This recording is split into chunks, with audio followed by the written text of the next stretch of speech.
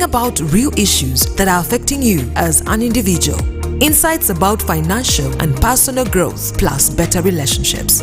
And now, Bahati. Yes, welcome to this beautiful, beautiful episode. The reason as to why I call it beautiful is we are building our marriages, we are building our lives, we are growing, we are expanding, and we are evolving. Now, for those of you that have been following, we've been talking about uncertainties in marriages. We've been talking about why is it marriages are failing 1 week after the wedding, 2 months after the wedding. Why is it people are going back for their dowries? Why is it bride price is becoming an issue? Why is it submission is becoming an issue? Or even leadership for the men in marriages is becoming an issue. So you can see that it's a collective of different issues that is causing the uproar and the uncertainties, and is causing a lot of turmoil. And I usually talk about relationships. Just a recap, I usually talk about relationships and marriages and say that love is one of the things that gives us the best highs in this world. Like, it makes us the happiest of people. But again, it makes us the dumbest, or we grieve. The misery that comes with love is as well too much. So you see that both extremes are actually bad. So what keeps us in the middle where we can hold hands and keep going? And I remember actually Agnes kept talking about, you know, the pride, and we talked about that pride comes before the fall, and so many of us are too proud. We don't want to listen. We know it all, and so what we know is enough. We don't want anyone to help us. No mentors, no fellow married people to hold your hand. You can't learn from other people's marriage. Those that have been in marriage for 20 years, say for example, you can't look at them and say, okay, this person was patient in this area, this person was submissive in this area, this person was prayerful in this area, or this person. The other thing we talked about was being reflective, reflecting, or introspective, okay? Going back into yourself and saying, how much have I contributed to this turmoil? How much have I contributed to the downfall of this marriage? How much have I contributed? So many of us are so fast. We are pointing fingers. Oh, he did this, she did that, and she did that. And then that never ends the battle, because if you start pointing at each other, then no one is willing to back down. But there has to be someone that is wiser and more mature, that says that, you know what, I will take time and think. And after I think, do I think this is something that I really want to work on? Because it takes work, it takes commitment, it takes loyalty, it takes friendship, and it's easier to say those things than it is actually to put them into practice, and then put them into practice, because marriage is not just a 3 years contract that is going to end, but year after year. And guess what? All the things that are happening, the children come into play, and then, you know, bills come into play, friends come into play, not to mention your career. You want to grow, your partner does not want to grow in that dimension. They hope you should grow in this dimension. So do you see that we tend not to look eye to eye on certain things in marriage, but not because it cannot work, because believe me, there are people that have made it work, and there are people I look at and admire. There are people that I look at and I'm like, how did they do it? How did they go about it? There are people, and that is when you learn that, by the way, holding hands and moving into a paradise, it's not that everything is happy, but you look at each other and say, we have endured the worst, and we're still continuing, and we're still building this, and we're still putting in work, and we're still moving the same direction. Even the Bible talks about it.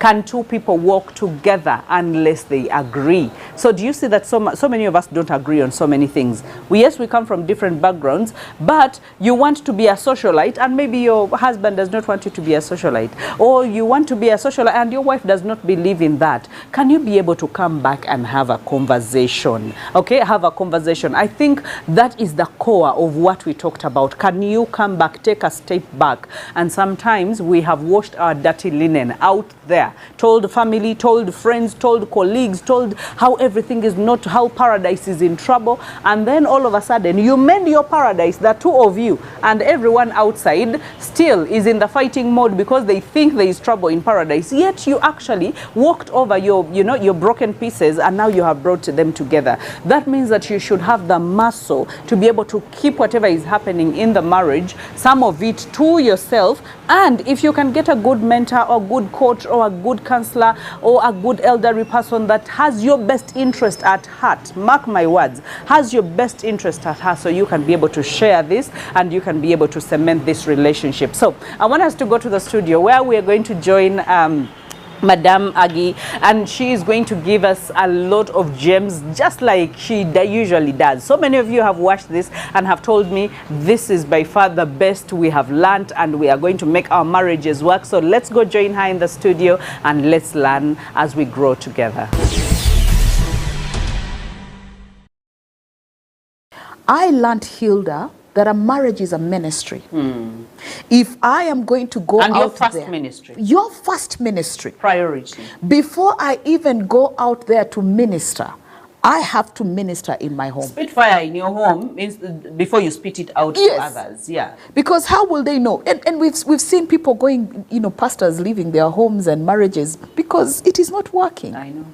It is not working. And you see what God talks about submission. He says man shall submit to who? To God. And woman shall submit to who? To man. And man shall love.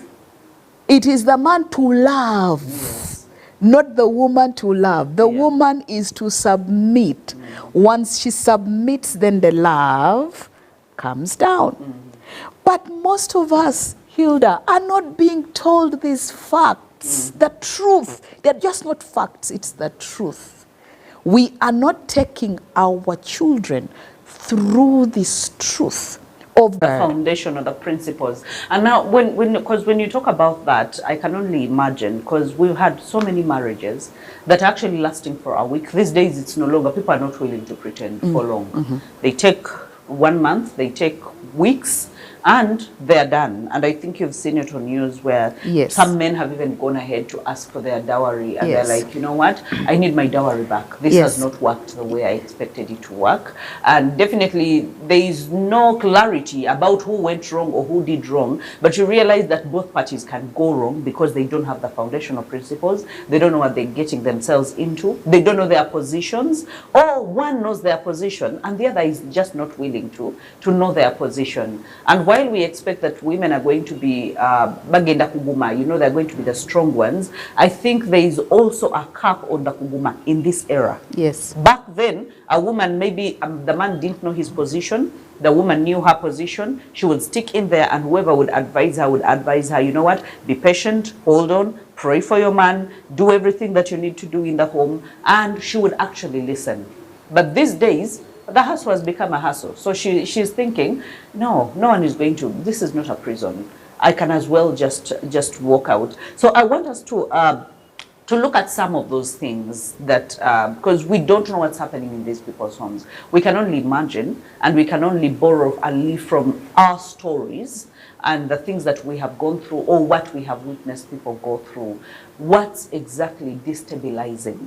Because you've talked about the lack of submission. If we go back to your story, the lack of submission, of thinking, you know what, I'm a man, I'm important, and we are both important, so I will do my thing, you do your thing. But you're in a marriage. Yes. And there are so many things. I would just want us to highlight on some of those things that we think can actually go wrong, not just maybe 1 week or 2 months, but even if it's a year, because you had lived with your husband for quite a long time. You had a child by then? We had 2 children by then. 2 children. And I was pregnant with the third. With the third? Yes. And you were still a Moses? Yes. With a third born on the way? Yes. So wait a minute. So since the beginning of this marriage, you can even give birth amidst unstable situations. Yeah. You're giving birth, and now you're pregnant. And now you're even feeling so bad. You're like, oh, he abandoned me when I am pregnant. Oh, yeah. I know, because you feel entitled. Yeah, who does that? Yeah. But without looking into everything that you had actually done, and how by the time you became a Moses, you could have become an angel somewhere, a Gabriel somewhere.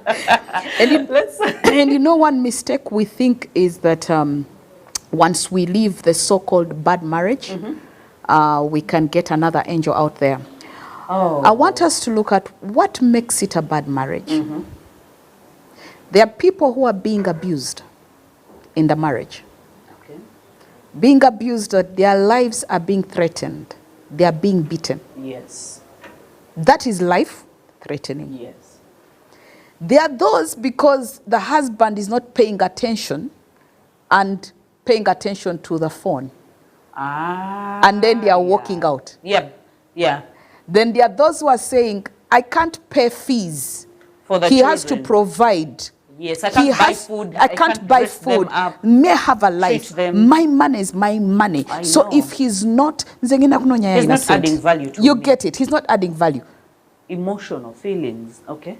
Okay. There are those. Okay. So when And you they make very quick, hasty Yes. decisions. now we are looking at superstars Yeah. who think, And everyone is a superstar. and everyone is a superstar, because everyone is full of knowledge. Yeah. They have not understood purpose of marriage. When you go back to the Bible, I told you my everything is referred to the Bible because that's where my identity is. When you go back to the Bible, I told you that marriage is a ministry. Yes. And our parents understood this ministry. They understood that when I say in sickness and in health. No wonder people these days make their own vows. Oh, They yeah. make their own vows. I know. Or when and I some met, of them omit those important They- aspects. because they don't They're like, want to go what? all In the poverty? way. No. Yes, they don't want to go all the way because, Hilda, there will be a time of lack. Yeah. A deep lack. A deep lack, thank you. Will you walk out? Of course, no. People might say, she's lying, she cannot, if the way I look at her, sweetie, I have experienced, and we are coming out of that deep lack. Yeah. We have experienced being full of loans.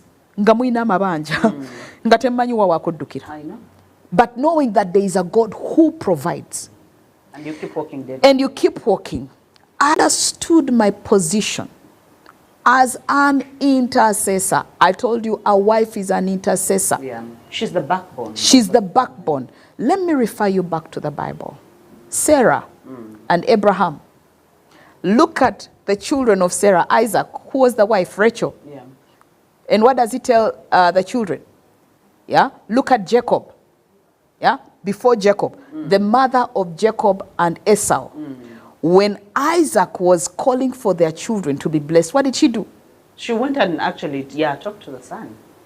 I can show You want you. this blessing? This is how you go. I can show you classic examples in the Bible of women who apply themselves to their homes and their marriage, and their presence is felt. and their purpose. Yeah. I love Abigail. Abigail, who was married to the foolish man. His name was called Foolishness. Can you imagine? His name was called Foolishness.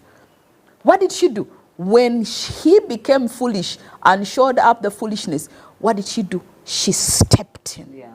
If your husband is foolish and you know Bambi, my husband, among the things, there are those that are top notch. He's a caring man. Yeah.